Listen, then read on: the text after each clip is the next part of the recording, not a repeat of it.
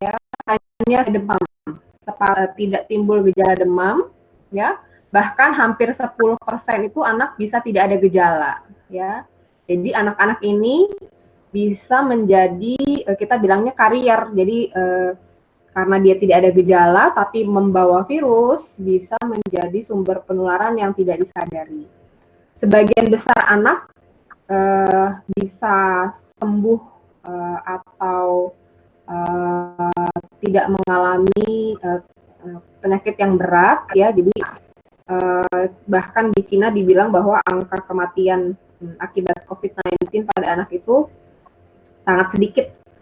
Tapi sekarang kita lihat baik di Amerika Serikat maupun di Indonesia juga sudah dilaporkan banyak anak-anak yang bisa mengalami gejala yang berat. Nah, sekarang kita masuk kenapa ini bisa muncul penyakit infeksi bisa muncul karena segitiga yang disebut agent, host, dan environment. Jadi hal ini adalah virus atau bakteri atau kuman lain, adalah manusia dan lingkungan. Ketika agentnya lebih berat, ya, dia lebih kuat, valensinya tinggi, kemudian hostnya lagi kalah, dalam hal ini kekebalan tubuhnya sedang menurun, penyakit infeksi, ya. Nah, sekarang apa sih yang mempengaruhi ketiga faktor ini, ya?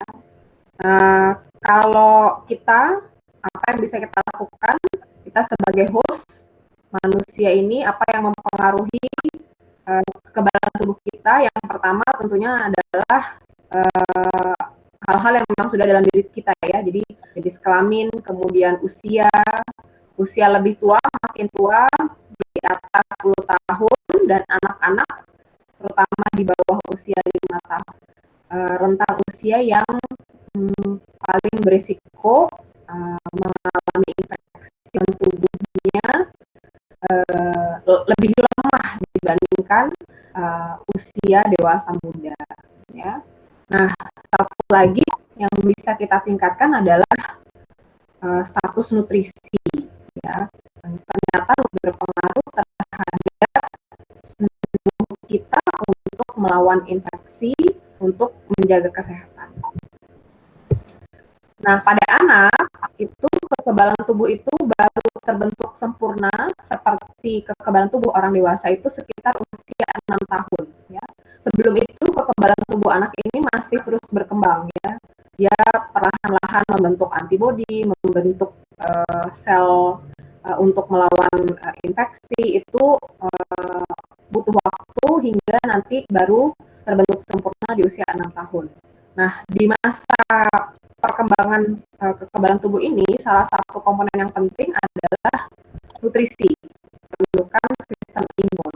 Kalau tidak punya nutrisi yang cukup, tubuhnya tidak akan terbentuk dengan sempurna.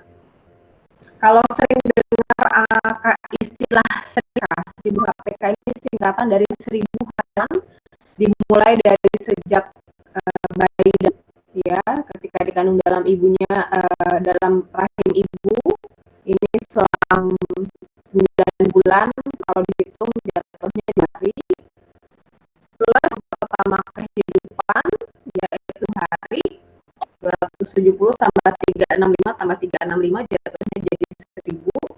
Ternyata dampak 1000 hari pertama kehidupan ini sangat besar, ya, hingga panjang.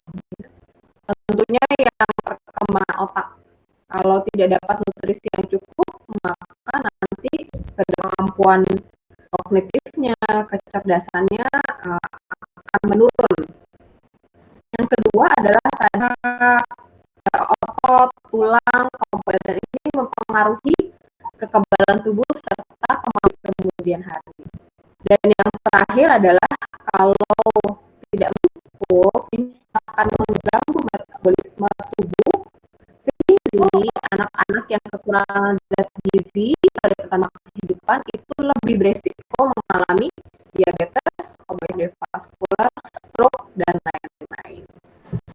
Nah, sekarang kita masuk melalui status nutrisi anak. Tentunya yang ini adalah penyerapan makanan, asupan makanan ya. Dan ternyata yang penting adalah orang tua, juga bapak, kakek, serta pengasuh lainnya. Ya. Selain itu adalah jenis makanan yang dikonsumsi pada anak itu mesti yang tinggi energi dan tinggi protein karena dia masih dalam masa pertumbuhan. Dan yang terakhir adalah nafsu makan anak itu dipengaruhi oleh kesehatannya. Kalau kita sering dengar anak lagi batuk pilek, jadi nggak mau makan, salah satu faktornya adalah pasti akan menurunkan efek dan mempengaruhi status nutrisi. Lalu kita masuk nih, apa yang harus diberikan untuk menjaga nutrisi anak yang baik? Pada usia 0 sampai 6 bulan tentunya kita mengharapkan bayi eksklusif. Ya.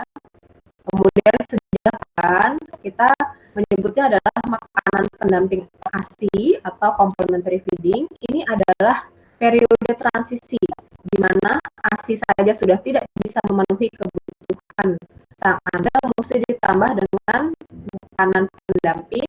Kita harapkan di usia 1 tahun bisa mengkonsumsi makanan yang sama seperti keluarga. Kalau keluarga itu hari itu masih pakai, kalau di Indonesia misalkan pakai rendang, diharapkan 1 tahun sudah bisa makan nasi pakai rendang.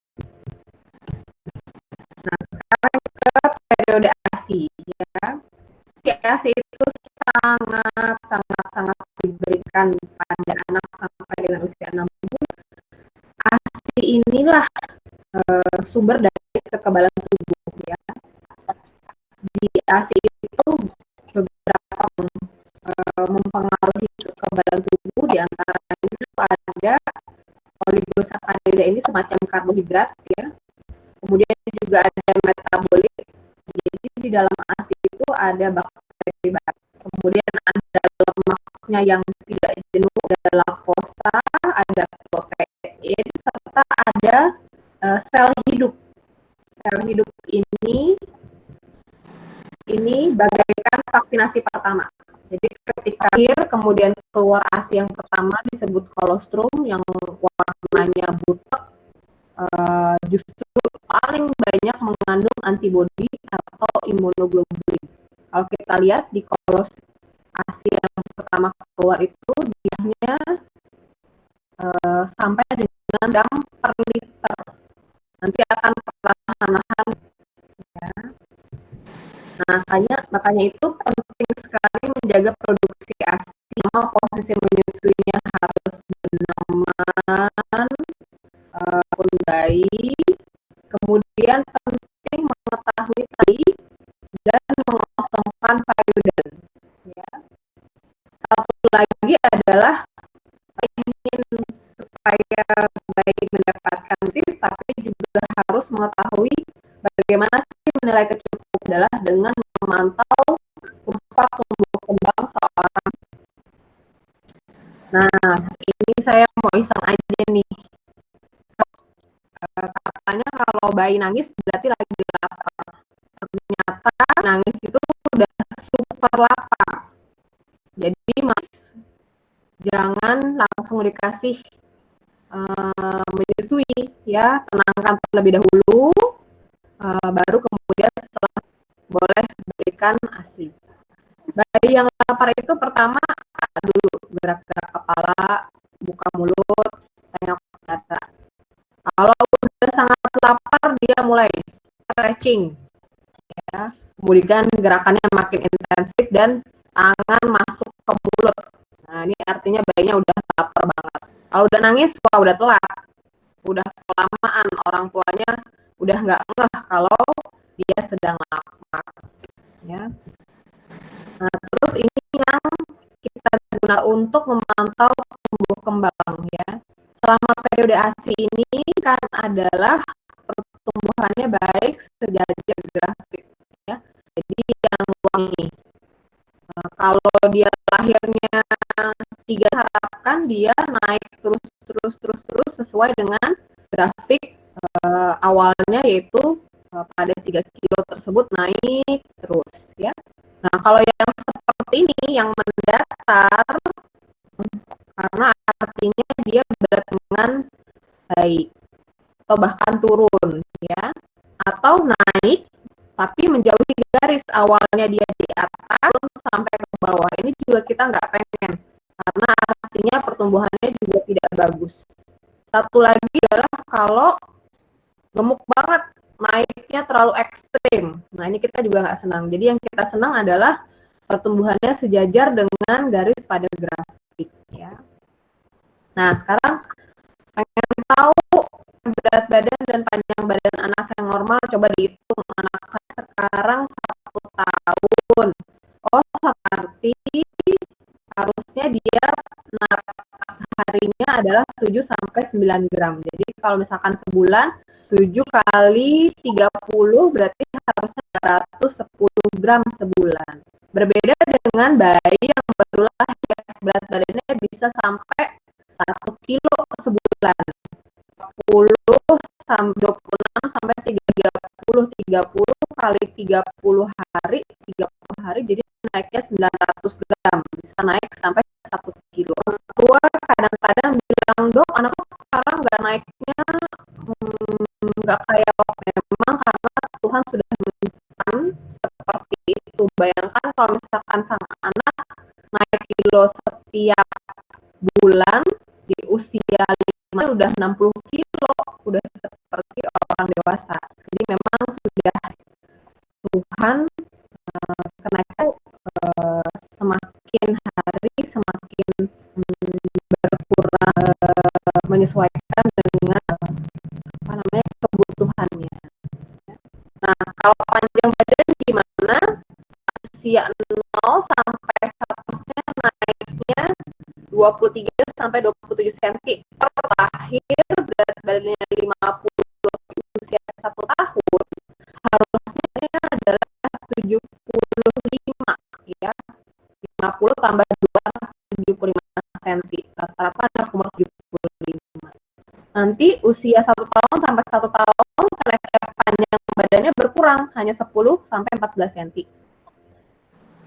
Di usia 5 tahun itu paling sedikit, hanya 5 sampai 6 cm, kemudian baru naik lagi di usia pubertas. Kalau anak perempuan lebih cepat, biasanya sekitar usia 9 sampai 12 tahun. Kalau anak laki-laki biasanya lebih lambat, bisa antara 10 sampai 13 tahun mengalami pubertas. Kalau lingkar kepala bagaimana? Lingkar kepala ini penting untuk dievaluasi karena ini menggambarkan perkembangan otak. Kalau anak otaknya berkembang tambah besar, maka lingkar kepalanya juga naik. Tapi naiknya sesuai dengan kecepatan yang normal. Nah, di usia misalkan ini harusnya naiknya 2 cm per bulan. Nanti 3 tahun 2 cm, tapi per 3 bulan. Paling sedikit kenaikannya adalah setelah ya, karena setelah usia 3 tahun tinggal sisa 5%. Makanya kita mau mengejar kecerdasan itu sebaiknya di bawah usia 3 tahun. Hanya yang terjadi hanyalah pematangan dari otak, tapi pertambahan selnya sudah tidak banyak lagi. Dan di usia 6 tahun, ukuran lingkar kepala anak itu sudah sama seperti dewasa. Jadi di situ sudah tidak bertambah lagi. Nah, kalau pengen tahu rumus sederhana untuk ngitung berat badan sekarang 2 tahun. Harusnya berat badannya berapa sih, dok? Rumusnya gini, usia 8. Jadi kalau misalkan anaknya usia 2 tahun, 2 kali 2 tambah 8. Tambah 8, 12 kilo. Jadi, coba dilihat anaknya sekarang usianya berapa, sesuai apa enggak. Ini biasanya berlaku sampai dengan usia sekitar 6 tahun. Ya. Nah, kalau lingkar kepala di bawah usia 1 tahun bisa kalau dia ini lingkar kepalanya lingkar itu adalah panjang badan ditambah 2. Jadi kalau bayi 2 bulan panjang badannya 58, lingkar kepalanya harusnya sekitar 35 cm. Rumus sederhana yang bisa digunakan. Yang ini untuk di anak di atas, ini lingkar kepala untuk di bawah 1 tahun. Oke, nah sekarang kalau misalkan sudah lewat nih periode ASI, ASI high, harus nutrisinya seperti apa? Di atas 6 bulan, ASI saja sudah memenuhi kebutuhan nutrisi anak. Ya, jadi makanya makanan pendamping ASI. Syaratnya tepat waktu. Tepat waktu apa artinya adalah diberikan pada usia 6 bulan. Yang kedua, adekuat, baik kualitas maupun kuantitas, dan ya higienis pemberiannya adalah diberikan secara itu adalah responsif satu persatu. Nah, kenapa MPAS bulan yang pertama adalah enzimnya sudah cukup makanan padat. Yang kedua, anaknya biasa melihat makanan excited, kalau misalkan orang tua makan lihat, nah itu biasanya adalah tanda kesiapan psikologis seorang anak. Kemudian yang terakhir adalah anaknya biasanya secara motorik atau bangannya sudah matang. Nah, kalau lihat anak ini, yang ini dia kepalanya masih ketinggalan. Kalau kepala masih ketinggalan, dia belum bisa menegakkan kepala, makanya tidak memulai makan. Syarat untuk makan anak harus tegak saat ya. Kalau belum tegak untuk makan. Nah, terus apa sih yang harus terkandung dalam makan atau makanan seorang anak? Ketika usia 6 sampai 6 yang sudah tidak cukup protein, 20% tambah dari makanan pendamping ASI. Di usia sekitar sampai 24 bulan, angkanya naik bahkan sampai 60%. Makanan orang anak itu harus mengirim. Sisanya sekitar 40% adalah dari masih dapat dari ASI. Nah, kemudian apalagi komponen mikronutrien yang sudah sangat kurang adalah vitamin D, zat besi, dan seng ya. Vitamin D ini sebenarnya mesti dapat dari sumber lain ya. Begitu juga dengan zat besi ya. Oke. Nah, jadi apa yang harus dilakukan dalam MPASI? Yang pertama adalah sumber karbohidrat, artinya anak tuh harus makan entah beras, dalam hal ini kentang, singkong, atau jenis sumber karbohidrat lainnya, roti misalkan. Protein, tanda kutip, tanda kurung adalah hewani, artinya seorang protein hewani setiap hari. Bentuk sapi, ayam, ikan, telur. Tempe tahu bagaimana? Tempe tahu golongan protein nabati. Kita sering makan tempe tahu, tapi harus menjadi dalam kedelai tahu proteinnya ada asam amino yang tidak lengkap. Ya, asam amino itu adalah salah satu komponen utama dari protein. Karena tidak lengkap bisa mempengaruhi. Biasanya kalau hanya makan makanan mengandung protein hewani lebih pendek dibandingkan dengan anak-anak yang makan protein hewani. Berikutnya harus ada sumber lemak, santan, butter, minyak, margarin sejak usia 6 bulan. Sayur dan buah diperkenalkan sejak usia 6 bulan dalam jumlah. Nah, ini WHO menyebutkan bahwa gas, ikan, atau telur harus dimakan setiap hari. Ya. Kenapa? Karena fungsinya adalah dalam kekebalan tubuh, dia membentuk berbagai zat-zat atau hormon ya, ini adalah yang digunakan untuk melawan virus ya. Kemudian berbagai protein lain yang berperan dalam melawan infeksi. Selain itu untuk lemak seperti ikan harus mengandung cukup termasuk asam lemak esensial. Dapatnya dari mana? Dari minyak kelapa, margarin, alpukat, ini banyak ikan laut dalam atau minyak yang lain, zaitun atau minyak sunflower atau yang lainnya. Kenapa? Yang berasal dari terutama yang hewani, nabati ini mengandung omega 3. Omega 3 ini anti-inflamasi, jadi menurunkan radang yang berlebihan. Kan kalau dia lemak kayak jenuh itu bahaya. Selanjutnya ada mineral, ya, vitamin dan mineral yang terutama kurang. Yang pertama zat besi dan seng, ya. Kita bahas dulu zat besi. Zat besi ini jumlahnya harus nggak boleh kekurangan. Kalau kurang gangguan kekebalan tubuh, kelebihan kekebalan tubuh. Kenapa? Karena kalau zat besi itu akan digunakan oleh kuman, virus, bakteri untuk sumber air, ya. Oleh karena itu jumlahnya nggak boleh kebanyakan. Kalau sampai 12 bulan nih jumlahnya segini, kebutuhan 3 tahun lebih sedikit kebutuhannya. Kurang lebih kalau dihitung-hitung, kalau usianya 8 kilo, maka butuh zat besi 10 miligram. Ya. 11 miligram dapatnya dari mana? Nah, kita lihat berbagai makanan yang paling tinggi zat golongan hati. Biasanya hati ayam, sebenarnya lebih tinggi lagi dari hati ayam. Makanya orang Prancis suka makan foie gras, hati bebek, karena sangat tinggi. Ya, kalau kita lihat makan hati ayam itu dapat 3,6 mili, mesti makan sekitar 10 gram supaya dapat untuk anak usia 6 bulan tadi.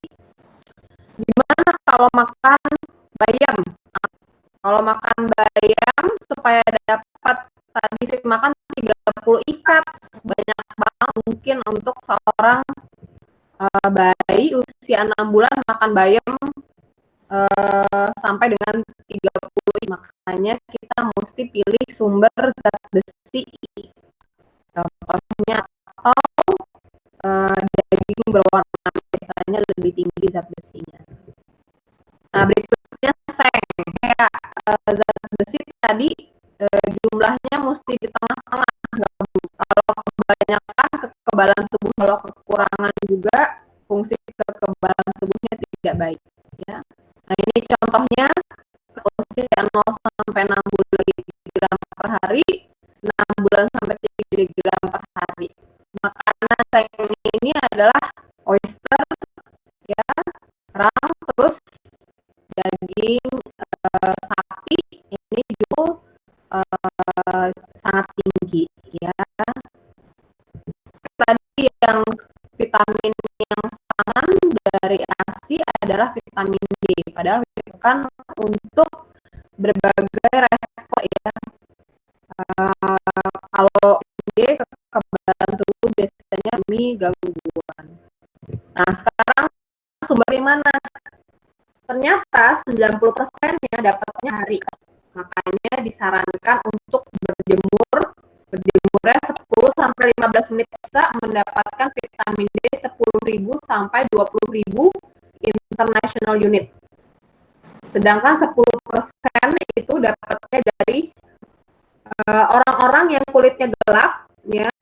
Ini dia butuh lebih lama untuk berjemur di bawah saya bisa dapat vitamin D, ya. Nah, kebutuhan vitamin D berapa sih anak ini? Kalau usianya di bawah 1 tahun butuhnya 400 unit sehari. Kalau usianya 1 tahun sampai sekitar 600 unit. Nah, tadi aja kalau kita lihat berjemur 10 sampai 10.000. Makanya sumber yang paling berjemur di bawah sinar matahari, ya.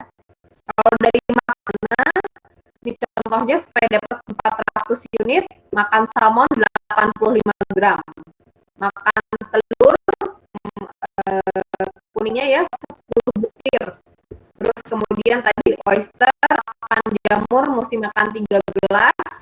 Kalau mau makan minyak butuhnya sekitar 1 sendok makan sehari. Minum susu kedelai butuhnya 1000 ml 1 gelas. Jadi yang paling gampang sebenarnya atau ikan, ya, mencukupi kebutuhan vitamin D. Jadi paling gampang tadi adalah dari sinar matahari. Nah, selain itu adalah beberapa yang diperlukan, vitamin A, vitamin C. Ini tadi yang sudah saya sebutkan. Ya. Nah, ini saya mau ngasih contoh aja. Kalau bayi usia makannya apa? Harus ada sumber karbohidrat, harus ada telur ya sebagai sumber protein, mikronutrien, dan makan jumlahnya cukup sedikit saja, lemak dicampur jadi satu, dimasak, kemudian menjadi nasi yang bentuknya masih lunak. Nah, nanti usia 9 tahun konsistensinya lebih pada di atas kan dia makanannya sama seperti makanan keluarga kasar. Berikutnya adalah untuk higienitas dari mesti yang pertama sebelum harus cuci tangan dengan air dan sabun.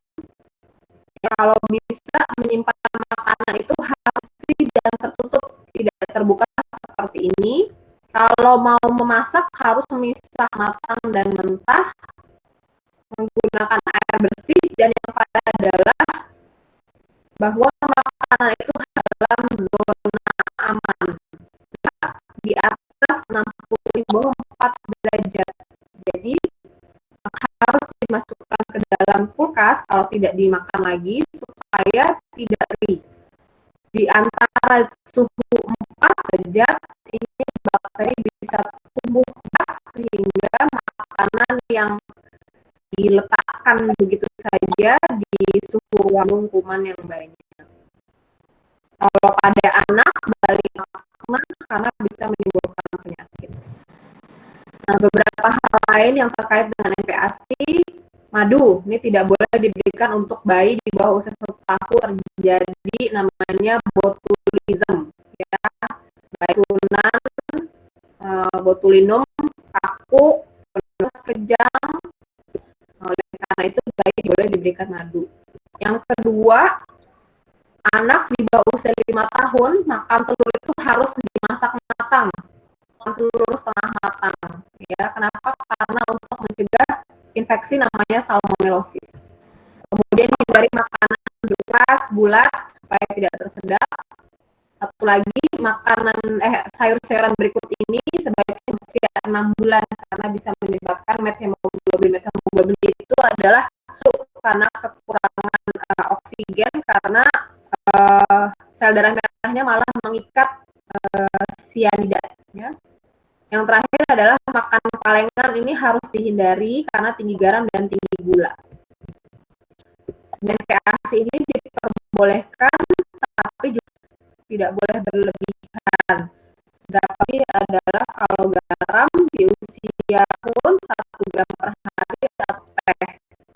Kalau gula maksimal adalah 5 kilokalori atau ini setara dengan setengah ini untuk bayi di bawah usia 1 tahun. Nah,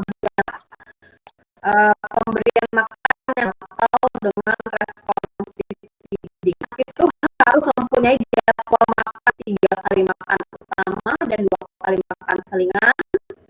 Usia 1 tahun maksimal sampai 3 kali. Jadi volumenya kurang lebih 500 sampai 600 mili. Tidak boleh lebih dari ini yang sering kali menjadi masalah orang Indonesia. Kalau anaknya adalah kalau anak nggak mau makan, anaknya diikuti di jalan-jalan sampai ke taman, depan TV, kemudian dialihkan ada pesawat, terus kemudian nah ini sebaiknya dihindari. Maksudnya anak itu makan dalam lingkungan yang netral, ya, tidak main nonton TV atau iPad dan jangan memberikan makanan sebagai hadiah. Kemudian yang satu lagi adalah anak dibiasakan makan sendiri. Biasanya di atas usia 8 bulan anak memegang makanan. Nah, mulai dari usia 8 bulan lah anak untuk makan. Ya. Kalau dia tidak mau makan, lagi kalau setelah 15 menit anak sudah berhenti, kemudian tunggu jam makan 2 sampai 3 jam kemudian. Yang terakhir, tipsnya adalah memperbaiki status nutrisi, menjaga baik.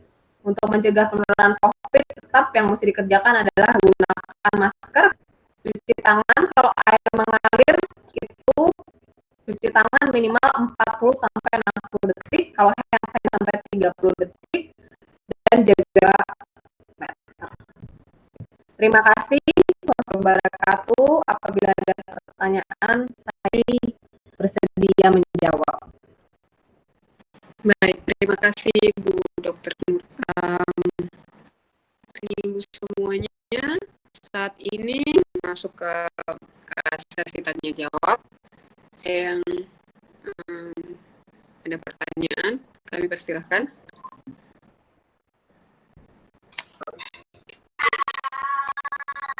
Bu Kiki ada pertanyaan? Terima kasih bagi Ibu Dr. Cut Nurul Hafifah. Saya Rizky, kebetulan saya ibu dari anak berusia dokter. Pertanyaan saya, kalau bisa ada 2 dokter. Yang pertama terkait ASI. Sejauh mana atau sampai dengan umur berapa ASI itu masih baik untuk bayi? Karena kebetulan saya memberikan ASI tahun hampir 2 tahun setengah lebih gitu dokter. Sampai di taraf mana ASI itu masih baik untuk si bayi gitu dokter. Anak saya sudah 2 tahun setengah lebih, hampir saya agak sedikit khawatir apabila nutrisi kurang. Nah, saya memberikan dia vitamin seperti Kurkuma Plus dari Indonesia dokter. Nah, pertanyaan saya, bukan dokter, karena anak saya masih di bawah 3 tahun. Gitu. Terima kasih. Baik. Boleh jawab Mbak Uli? Ya, Ibu silakan. Baik. Iki yang pertama pertanyaan mengenai ASI, baik sampai usia berapa. Jadi ASI ini selain mengandung nutrisi, dia juga mengandung tadi sel-sel hidup seperti yang sudah saya sebutkan sebelumnya ya. Jadi sebetulnya kalau untuk memenuhi nutrisi bisa diberikan secara sebagai satu itu hanya sampai usia 6 bulan. Tapi kita tetap memerlukan sel hidupnya yang ada di dalam ASI. Nah, itu boleh diberikan sampai dengan usia 2 tahun atau lebih. Tapi di atas usia 1 tahun, jumlah ASI itu tidak boleh memenuhi atau melebihi dari kebutuhan makanan padatnya. Jadi biasanya kalau di atas usia 1 tahun, ASI-nya yang dibutuhkan kurang lebih adalah sekitar 500 ml ya. Kalau misalkan ASI yang Bu Kiki berikan itu masih sampai 500 ml, dia nggak perlu dapat tambahan susu yang lain. Tapi kalau misalkan sudah kurang, ASI-nya sudah di bawah 500 ml, maka biasanya kita hanya memberikan pada